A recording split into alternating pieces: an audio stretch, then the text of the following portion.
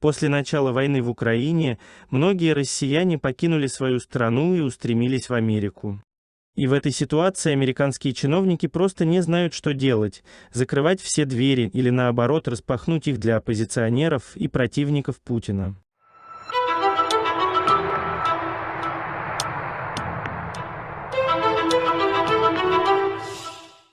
Как пишет издание «Политика», некоторые законодатели и активисты призывают Байдена воспользоваться моментом и устроить утечку мозгов из России. Недавно он предпринял первый шаг, облегчив въезд в США российским ученым.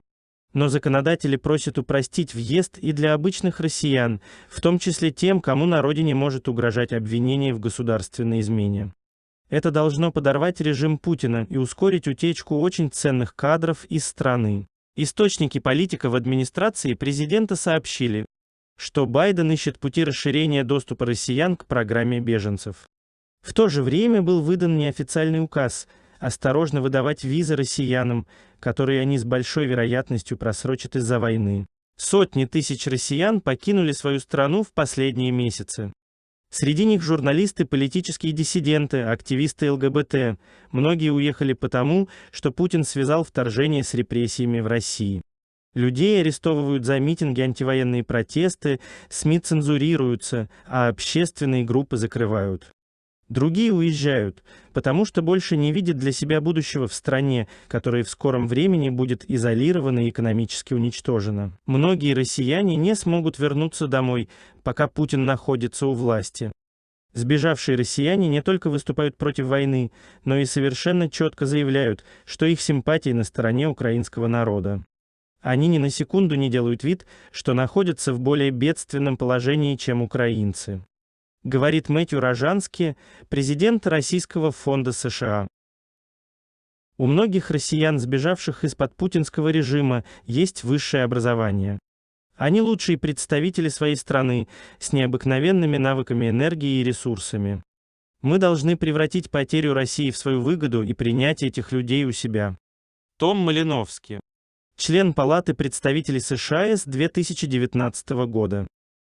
Но не все поддерживают Малиновский. 20 республиканцев написали письмо на имя министра внутренней безопасности с требованием более тщательно проверять россиян, нелегально пересекающих границу. Похоже, США отпускают русских с минимальной проверкой. Но они потом попадают в наши общины, а это значительная угроза национальной безопасности, пишут законодатели.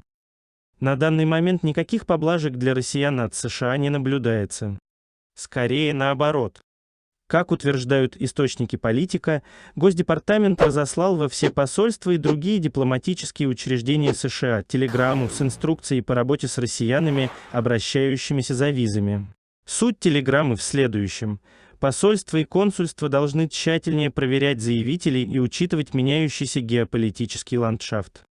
Другими словами, офицеры должны себя спросить, действительно ли россиян, подавший заявление на турвизу в Сенегале, хочет поехать в Диснейленд на неделю.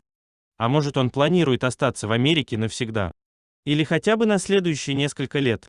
И если второй вариант более вероятен, в визе следует отказать. Также в телеграмме отмечается, что многие россияне покидают страну из-за разрушающейся экономики.